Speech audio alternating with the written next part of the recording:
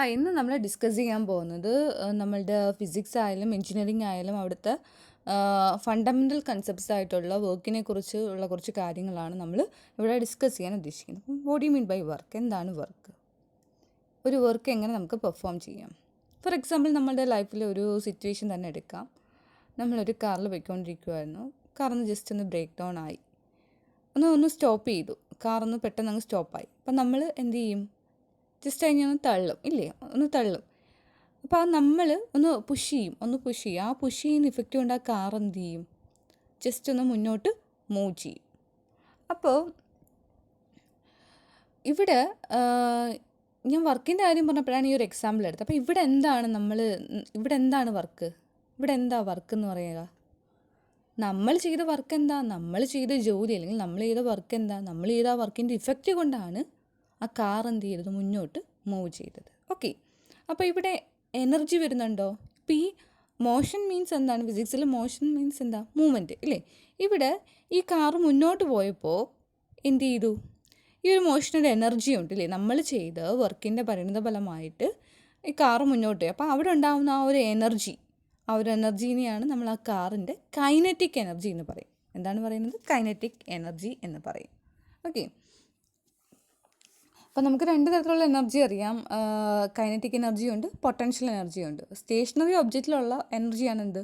Potential energy നമുക്കറിയാം, അല്ലേ? Move ചെയ്യാതിരിക്കുന്ന ഒബ്ജക്റ്റിലും energy ഉണ്ട്, മൂവ് ചെയ്യുന്ന ഒബ്ജക്റ്റിലും എനർജി ഉണ്ട്. ഒരു ഒബ്ജക്റ്റ് മൂവ് ചെയ്യാതിരിക്കുവാണെങ്കിൽ അതിലുള്ള എനർജിയാണ് പൊട്ടൻഷ്യൽ എനർജി നമുക്കറിയാം. ഒരു ഒബ്ജക്റ്റ് മൂവ് ചെയ്യുവാണെങ്കിൽ അതിലുള്ള എനർജിയാണ് എന്ത്? Kinetic energy. ഇവിടെ കാറ് പെട്ടെന്ന് സ്റ്റോപ്പ് ചെയ്തു. റൺ ചെയ്തുകൊണ്ടിരുന്ന കാറ് പെട്ടെന്ന് സ്റ്റോപ്പ് ചെയ്തു. സോ ആ കാറ് അവിടെ നമ്മൾ എന്ത് ചെയ്തു? ആ കാറിനെ ഒന്ന് പുഷ് ചെയ്തപ്പോൾ ആ കാർ എന്ത് ചെയ്തു? മുന്നോട്ട് കുറച്ച് ദൂരം പോയി, ഇല്ലേ? അപ്പോൾ അവിടെ നമ്മൾ ചെയ്ത വർക്കിൻ്റെ പരിണിത ഫലമായിട്ടാണ്. അവിടെ നമ്മൾ ചെയ്ത വർക്ക് എന്താ? ആ കാറിനെ നമ്മൾ ചെയ്ത വർക്ക് കൊണ്ടാണ്, വർക്കിൻ്റെ ഇഫക്റ്റ് കൊണ്ടാണ് ആ കാർ എന്ത് ചെയ്തത്? കുറച്ച് ദൂരം സഞ്ചരിച്ചത്, അല്ലെങ്കിൽ കുറച്ച് ദൂരം മുന്നോട്ട് പോയത്. അതാണ് നമ്മൾ ചെയ്ത വർക്ക്. ഇനി ഇവിടെ ഇപ്പോൾ ഈ സ്റ്റേഷനറിയിലായിരുന്ന ഒബ്ജക്റ്റ് ആയിരുന്നു കാറ്, ഇല്ലേ? മൂവ് ചെയ്തുകൊണ്ടിരുന്നതായിരുന്നു, പെട്ടെന്ന് അത് സ്റ്റോപ്പ് ചെയ്തു. ഇപ്പോൾ സ്റ്റോപ്പ് ചെയ്തെടുത്തുനിന്ന് അത് എന്ത് ചെയ്തു? പെട്ടെന്ന് മൂവ് ചെയ്തു, ഇല്ലേ? അപ്പോൾ അതിലൊരു എനർജി ഉണ്ടല്ലോ. അപ്പോൾ നമ്മൾ ചെയ്ത വർക്കിൻ്റെ ഇഫക്റ്റ് കൊണ്ട് ഇപ്പോൾ കാറിലുള്ള ഒരു എനർജി ഉണ്ട്. കാർ മൂവ് ചെയ്യാൻ തുടങ്ങി. അപ്പം ആ കാറിൽ എന്തുകൊണ്ടൊരു കൈനറ്റിക് എനർജി ഉണ്ട്. അപ്പോൾ ഇവിടെ നമ്മൾ എന്താണ് ഒരു വർക്ക് എനർജി റിലേഷൻഷിപ്പ്, അതായത് വർക്കും കൈനറ്റിക് എനർജിയും തമ്മിലുള്ള റിലേഷൻഷിപ്പ്, അതായത് വർക്ക് എനർജി റിലേഷൻഷിപ്പിനെ കുറിച്ച് നമ്മളിവിടെ പഠിക്കുന്നുണ്ട്. ഫസ്റ്റ് ഓഫ് ഓൾ നമുക്ക് ഡിസ്കസ് ചെയ്യാനുള്ളത് work done by a constant force applied in the direction of motion. അതാണ് പറയാനുള്ളത്. ഇപ്പം തന്നെ ഈ ഒരു ഫിഗർ ഞാൻ എടുത്തിട്ടുണ്ടായിരുന്നു, അല്ലേ? ഈ ഒരു ഫിഗറിൽ ഒരു സ്റ്റോൾഡ് മീൻസ് റൺ ചെയ്തുകൊണ്ടിരുന്നൊരു കാർ പെട്ടെന്ന് സ്റ്റോപ്പ് ചെയ്തു. അപ്പോൾ ഒരാൾ തള്ളുവാണ്, അല്ലേ?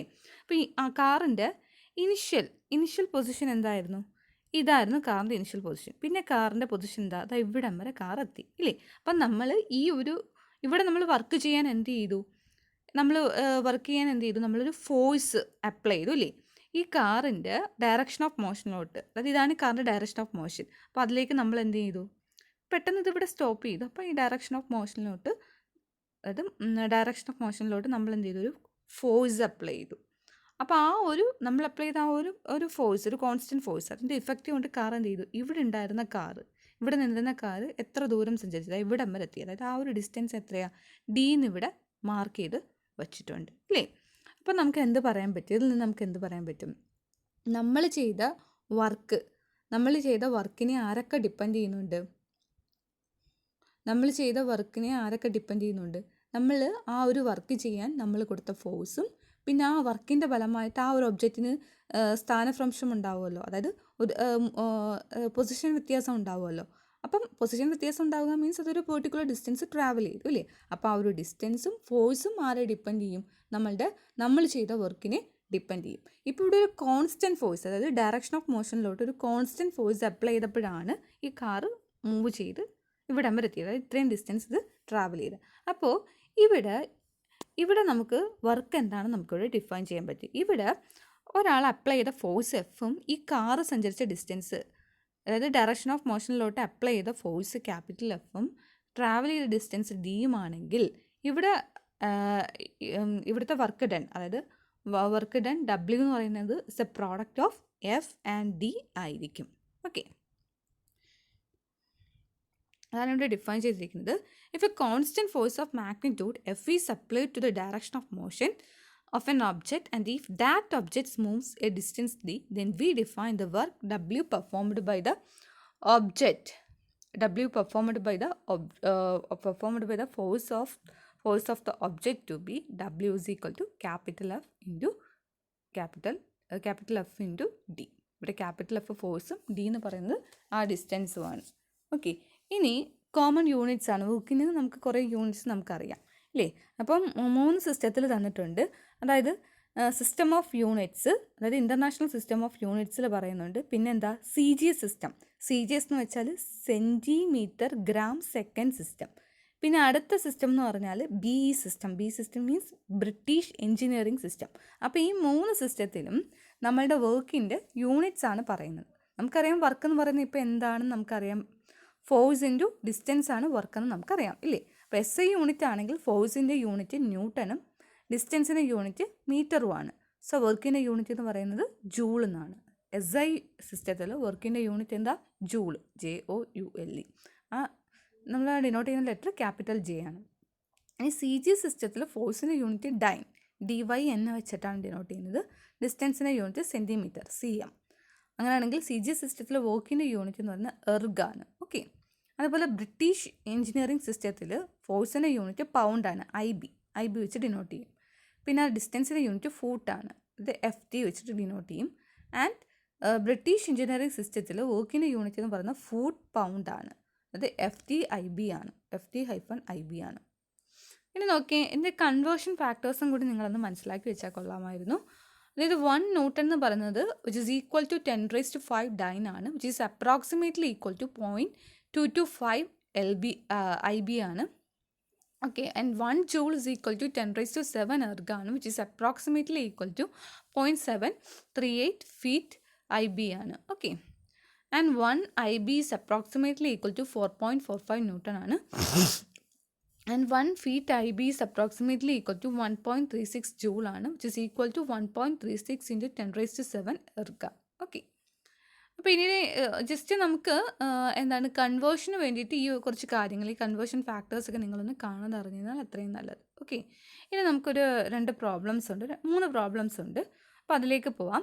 An object moves 5 feet along a line while subjected to a constant force of 100B in its direction of motion. The work does is, അല്ലെങ്കിൽ വർക്ക് ഡൺ ഈസ്. അതായത് object move ചെയ്ത distance പറയുന്നുണ്ട്. എത്ര distance അത് move ചെയ്തു? 5 feet. ഒരു ലൈനിൽ 5 feet അത് മൂവ് ചെയ്തു. അതിൻ്റെ ഡയറക്ഷൻ ഓഫ് മോഷനിലോട്ട് ഒരു കോൺസ്റ്റൻറ്റ് ഫോഴ്സ് ആണ് അപ്ലൈ ചെയ്തത്. ആ കോൺസ്റ്റൻറ്റ് ഫോഴ്സ് എത്രയാണെന്ന് പറയുന്നുണ്ട്? 100 IB ആണെന്ന് പറയുന്നുണ്ട്. അങ്ങനെയാണെങ്കിൽ വർക്ക് ഡൺ എന്താണെന്ന്. അപ്പോൾ ഈ വർക്ക് ഡണ്ണിൻ്റെ കേസിൽ നമ്മൾ കോൺസ്റ്റൻറ്റ് ഫോഴ്സ് ആണ് അപ്ലൈ ചെയ്യുന്നതെങ്കിൽ, അതായത് ഒരു ഒബ്ജക്റ്റിൻ്റെ ഡയറക്ഷൻ ഓഫ് മോഷനിലോട്ട് നമ്മളൊരു കോൺസ്റ്റൻറ്റ് ഫോഴ്സ് ആണ് അപ്ലൈ ചെയ്യുന്നതെങ്കിൽ നമ്മൾ ചെയ്ത work done W is equal to എന്താണ്? ഫോഴ്സ് ഇൻറ്റു ഡിസ്റ്റൻസ് ആണ്. അതെപ്പോഴും ആലോചിക്കണം. നമ്മൾ അപ്ലൈ ചെയ്ത ഫോഴ്സ് കോൺസ്റ്റൻ്റ് ആണെങ്കിൽ ഇതാണ് വർക്ക് ഡണ്ണിൻ്റെ ഫോർമുല. സോ ഇപ്പോൾ ഇവിടെ ഫോഴ്സ് 100 IB എന്ന് തന്നിട്ടുണ്ട്, ഡിസ്റ്റൻസ് 5 ഫീറ്റ് എന്ന് പറഞ്ഞ് തന്നിട്ടുണ്ട് ഇല്ലേ. അപ്പം W എന്ത് കിട്ടും നമുക്ക്? 100 into 5, ദറ്റ് ഈസ് 500 അല്ലേ. ഫീറ്റ് IB എന്ന് പറഞ്ഞാൽ BE സിസ്റ്റത്തിൽ വർക്കിൻ്റെ യൂണിറ്റ് ആണല്ലോ അല്ലേ. അപ്പോൾ അങ്ങനെ കിട്ടി.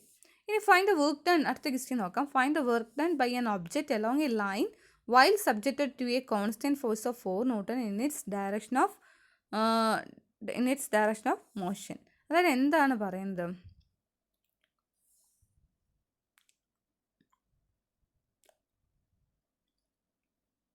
Find the work done by an object along a line while subjected to a constant force of 4 Newton. ഈ ക്വസ്റ്റ്യനിൽ ചെറിയൊരു മിസ്റ്റേക്ക് ഉണ്ട്. അതായത് ഇവിടെ an object moves 25 meter, അതായത് അതിൻ്റെ ഡിസ്റ്റൻസ് ഞാൻ മെൻഷൻ ചെയ്തിട്ടില്ല. അപ്പോൾ ഇവിടെ ഈ ക്വസ്റ്റ്യനിൽ ചെറിയൊരു കറക്ഷൻ ഉണ്ട്. Find the work done by an object which moves 25 metre. അതാണ്ട് ഇവിടെ നിങ്ങൾ ഒരു ചെറിയ കറക്ഷൻ ഉണ്ട്, അത് ഞാൻ പറഞ്ഞു തരാം. Find the work done by an object which moves 25 metre, which moves 25 metre. ഈ ഒബ്ജക്റ്റ് കഴിഞ്ഞ ശേഷം അവിടെ ചേർക്കേണ്ടതാണ് which moves 25 metre along a line തൊട്ട് ഇവിടെ ഉണ്ട്. along a line while subjected to a constant force of 4 Newton in its direction of motion. അപ്പോൾ ഇവിടെ കോൺസ്റ്റൻറ്റ് ഫോഴ്സ് എന്നാണ് പറയുന്നത്. അപ്പോൾ ഇവിടെ വർക്കിൻ്റെ ഫോമിൽ എങ്ങനെയാണ്? Work is equal to force into distance. Force എത്രയാണെന്ന് പറയുന്നുണ്ട് 4 ന്യൂട്ടൺ ആൻഡ് ഡിസ്റ്റൻസ് എന്തെന്ന് പറയുന്നത് 25 മീറ്റർ. സോ നമുക്ക് എന്ത് കിട്ടും? വർക്ക് ഈസ് ഈക്വൽ ടു എന്ത് കിട്ടും? 4 ഇൻറ്റു 25 ദാറ്റ് ഈസ് എന്താ? 100. ന്യൂട്ടണും മീറ്ററും ആണെങ്കിൽ, അതായത് ഡിസ്റ്റൻസ് മീറ്ററിലും ഫോഴ്സ് ന്യൂട്ടണിലും ആണെങ്കിൽ വർക്കിൻ്റെ യൂണിറ്റ് എന്താ? ജൂള്. അപ്പോൾ ഇവിടെ നമുക്ക് എന്ത് കിട്ടും? 100 ജൂൾ എന്നും പറഞ്ഞ ആൻസർ കിട്ടും. ഇനി അടുത്ത പ്രോബ്ലം നോക്കാം. അടുത്ത problem, in the 1976 Olympics Vasily Alekseyev astounded the world by lifting a record-breaking 562 IB from the floor to above his head, about 2 meters. Equally astounding was the feat of strongman Paul Anderson, who in 1957 braced himself on the floor and used his back to lift 6,217 IB of lead and automobile parts a distance of 1 centimeter. Who did more work? അതായത് ഒരു ഒളിമ്പിക്സിൽ weight ലിഫ്റ്റിങ്ങിനെ കുറിച്ചാണ് പറയുന്നത്. അതായത് രണ്ടുപേരും ചെയ്ത കാര്യം പറയുന്നുണ്ട്. അപ്പോൾ ആദ്യത്തെ ആളിലേക്ക് വരാം. അലക്സീവിൻ്റെ കേസിൽ അദ്ദേഹം ലിഫ്റ്റ് ചെയ്തപ്പോൾ അദ്ദേഹം അപ്ലൈ ചെയ്ത ഒരു ഫോഴ്സ് എത്രയാണ്? 562 IB എന്ന് പറയുന്നുണ്ട്. പിന്നെ എവിടെ മുതൽ എവിടം വരെ മൂവ് ചെയ്തു? ഫ്ലോർ മുതൽ അദ്ദേഹത്തിൻ്റെ ഹെഡ് വരെ, അതായത് ഏകദേശം 2 മീറ്റർ ഡിസ്റ്റൻസ് ആണ് പറയുന്നത്. അപ്പം ഡിസ്റ്റൻസ് പറയുന്നുണ്ട്, ഫോഴ്സും പറയുന്നുണ്ട് അലക്സീവിൻ്റെ കേസിൽ. ഇനി അടുത്ത ആളുടെ കേസിലോട്ട് പോകാം. നമുക്ക് അടുത്ത ആളുടെ കേസിലോട്ട് പോകുമ്പോൾ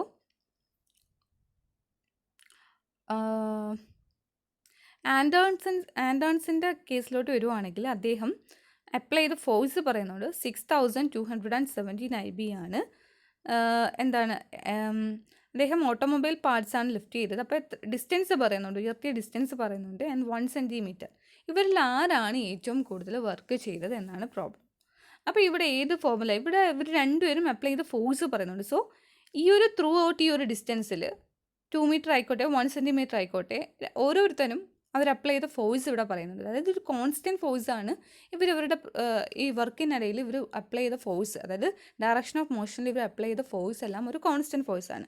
അത് അലക്സീവിൻ്റെ കേസിലാണെങ്കിൽ 562 IBയും നമ്മളുടെ ആൻഡേഴ്സൻ്റെ കേസിലാണെങ്കിൽ 6,270യുമാണ്. അപ്പോൾ ഇതെന്താണ് നമുക്ക് നോക്കാം. ഓക്കെ, അപ്പോൾ നോക്കിയേ, in order to express work done, നമ്മൾ നിങ്ങൾക്ക് ഏത് യൂണിറ്റിൽ വേണമെങ്കിലും വർക്ക് ഡൺ നിങ്ങൾക്ക് ചെയ്യാം. ഇപ്പോൾ ഇവിടെ വർക്കിൻ്റെ യൂണിറ്റ് എന്താ? ഫോഴ്സ് ഇൻറ്റു ഡിസ്റ്റൻസ് ആണെന്ന് നിങ്ങൾക്കറിയാം അല്ലേ? ഞാൻ ഇവിടെ കുറച്ച് കാര്യങ്ങൾ പറയുന്നുണ്ട് സൊല്യൂഷൻ തൊട്ട് മുന്നേ. To lift an object one must apply a sufficient force to overcome the gravitational force that the earth exerts on the object. The force that earth exerts on an object is that object's weight. അതായത് ഇപ്പം ഒരാൾക്ക് ഒരു ഒബ്ജക്റ്റിനെ ഉയർത്തണമെങ്കിൽ അയാൾ എന്ത് ചെയ്യണം? എർത്തിൻ്റെ gravitational ഫോഴ്സിനെ overcome ചെയ്യുന്ന രീതിയിൽ സഫിഷ്യൻറ്റ് ഫോഴ്സ്, അതായത് ഇപ്പോൾ എല്ലാ ഒബ്ജക്റ്റിലും എർത്തിൻ്റേതായിട്ടുള്ളൊരു ഗ്രാവിറ്റേഷണൽ ഫോഴ്സ് ചെലുത്തുന്നുണ്ട്. അപ്പം ഇപ്പോൾ ഒരാൾക്ക് ഒരു ഒബ്ജക്റ്റിനെ ഉയർത്തണമെങ്കിൽ എന്ത് ചെയ്യണം? ആ ഗ്രാവിറ്റേഷണൽ ഫോഴ്സിനെ ഓവർകം ചെയ്യുന്ന തരത്തിലുള്ള ഫോഴ്സ് ആ ഒബ്ജക്റ്റിലോട്ട് അപ്ലൈ ചെയ്യണമെങ്കിൽ മാത്രമേ ആ ഒരു ഒബ്ജക്റ്റിനെ ഒരാൾക്ക് ലിഫ്റ്റ് ചെയ്യാൻ പറ്റത്തുള്ളൂ, ആണല്ലോ. ഇപ്പോൾ ഒരു ഒബ്ജക്റ്റിൻ്റെ വെയ്റ്റിനെ കുറിച്ചും പറയുന്നുണ്ട്. അതായത് എർത്ത് ഒരു ഒബ്ജക്റ്റിൽ എക്സേർട്ട് ചെയ്യുന്ന ഫോഴ്സ്, അതായത് ആ ഗ്രാവിറ്റേഷണൽ ഫോഴ്സാണ് ഒരു ഒബ്ജക്റ്റിൻ്റെ എന്തെന്ന് പറയുന്നത്? വെയ്റ്റ് എന്ന് പറയുന്നത്. അപ്പോൾ ഒരാൾക്ക് ഒരു ഒബ്ജക്റ്റിനെ ലിഫ്റ്റ് ചെയ്യണമെങ്കിൽ, അതായത് ഇവിടെ ഇപ്പോൾ രണ്ടുപേരും ചെയ്യുന്നത് എന്താ? ലിഫ്റ്റിംഗ് ആണ്, വെയ്റ്റ് ലിഫ്റ്റിംഗ് ആണ്. അപ്പോൾ അതിനെ ഉയർത്തണമെങ്കിൽ എന്ത് ചെയ്യണം? ഇവർ രണ്ടുപേരും എർത്തിൻ്റെ ഗ്രാവിറ്റേഷണൽ ഫോഴ്സിനെ ഓവർകം ചെയ്യുന്ന തരത്തിലുള്ള ഫോഴ്സസ് അപ്ലൈ ചെയ്യണം. അങ്ങനെ രണ്ടുപേരും ഓരോരോ കോൺസ്റ്റൻറ്റ് ഫോഴ്സ് അപ്ലൈ ചെയ്തു. അപ്പോൾ മാത്രമാണ് ആ ഒബ്ജക്റ്റുകൾ എന്ത് ചെയ്യുന്നത്? ഉയർന്നു വന്നത്. അപ്പോൾ ഇവിടെ രണ്ടുപേരും ചെയ്ത ഫോഴ്സും ഡിസ്റ്റൻസുമാണ് ഇനിയുള്ള ലൈനിൽ പറയുന്നത്. അലക്സീവിൻ്റെ കേസിൽ നമുക്കറിയാം ഫോഴ്സ് 562 IBയും ഡിസ്റ്റൻസ് 2 മീറ്ററുമാണ്. ആൻഡേഴ്സൻ്റെ കേസിലാണെങ്കിൽ അപ്ലൈഡ് ഫോഴ്സ് 6,217 IBയും ഡിസ്റ്റൻസ് 1 സെൻറ്റിമീറ്ററുമാണ്, ആണല്ലോ. അപ്പോൾ എപ്പോഴും നിങ്ങൾ ശ്രദ്ധിക്കണം, കമ്പാരിസൺ ചെയ്യുമ്പോഴത്തേക്കിനും ഏകദേശം എല്ലാം ഒരു യൂണിറ്റിലാണോ എന്ന് നോക്കണം. ഇവിടെ ഒരാളുടെ ഡിസ്റ്റൻസ് മീറ്ററിലും മറ്റൊരാളുടെ ഡിസ്റ്റൻസ് സെൻറ്റിമീറ്ററിലുമാണ്, ആണല്ലോ. അപ്പോൾ നോക്കി, രണ്ടുപേരുടെയും വർക്ക് എന്തിൽ എക്സ്പ്രസ് ചെയ്യാനാണ്? ഇവിടെ രണ്ടുപേരുടെയും വർക്ക് ജൂൾസിലാണ് എക്സ്പ്രസ് ചെയ്യുന്നത്. ജൂൾ എന്ന് വെച്ചാൽ എന്താ? ന്യൂട്ടൺ മീറ്റർ, അതായത് ഫോഴ്സ് ന്യൂട്ടനും ഡിസ്റ്റൻസ് മീറ്ററിലും ആണെങ്കിൽ ആണ് വർക്കിൻ്റെ യൂണിറ്റ് എങ്ങനെ വരുന്നത്, ജൂൾ വരുന്നത്. അപ്പോൾ ഒരാളുടെ യൂണിറ്റ് ഇവിടെ, അതായത് നമ്മളുടെ ആരുടെയാണ്, ആൻഡേഴ്സൻ്റെ ഡിസ്റ്റൻസ് സെൻറ്റിമീറ്ററിലാണ്. അപ്പോൾ അതെന്താക്കണം, നമ്മൾ മീറ്ററിലോട്ടാക്കണം. അപ്പോൾ 1 സെൻറ്റിമീറ്റർ എന്ന് പറയുന്നത് 0.01 മീറ്ററാണ്. ഇനി രണ്ടുപേരുടെയും വർക്ക് കണ്ടുപിടിക്കാം ആണല്ലോ. അലക്സീവിൻ്റെ വർക്ക് എന്ത് വരും, അതിന് മുന്നേ ഫോഴ്സിനെ ന്യൂട്ടണിലോട്ട് കൺവേർട്ട് ചെയ്യണം. കാരണം ഫോഴ്സ് ന്യൂട്ടനും ഡിസ്റ്റൻസ് മീറ്ററിലും ആണെങ്കിലാണ് വർക്കിൻ്റെ യൂണിറ്റ് ജൂൾ വരുന്നത്. ഇവിടെ രണ്ടിടത്തും വർക്കിൻ്റെ യൂണിറ്റ് IB ആണ്. അപ്പം നമുക്ക് അറിയാവുന്ന കാര്യമായിരുന്നു ഇല്ലേ. അതുകൊണ്ട് ഇവിടെ പറയുന്നുണ്ട്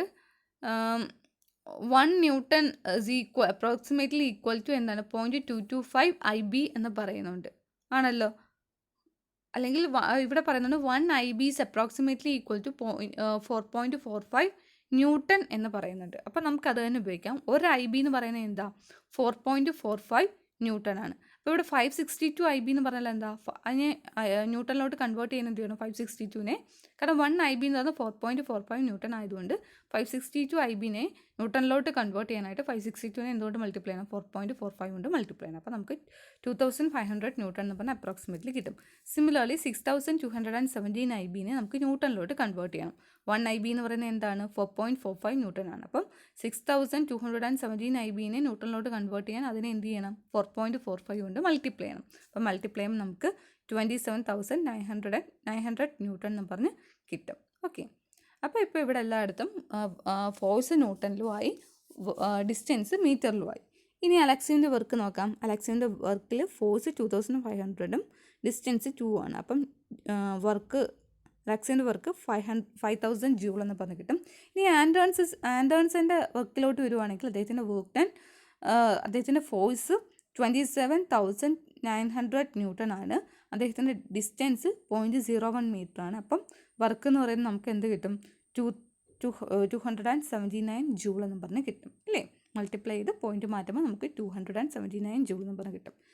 അലക്സീവിൻ്റെ വർക്ക് 5000ഉം ആൻഡേഴ്സൻ്റെ വർക്ക് 279. നമ്മളെ ക്വസ്റ്റ്യൻ ആരായിരുന്നു, എന്തായിരുന്നു നമ്മളെ ക്വസ്റ്റ്യൻ എന്തായിരുന്നു, ഇവരിൽ ആരാണ് ഏറ്റവും കൂടുതൽ വർക്ക് ചെയ്തത്, ആരാണ് ഏറ്റവും കൂടുതൽ വർക്ക് ചെയ്തത്, ഡെഫിനറ്റ്ലി അത് ആരാണ് ഏറ്റവും കൂടുതൽ വർക്ക് ചെയ്തത്, അലക്സീവാണ് ഏറ്റവും കൂടുതൽ വർക്ക് ചെയ്തത്. ഓക്കെ.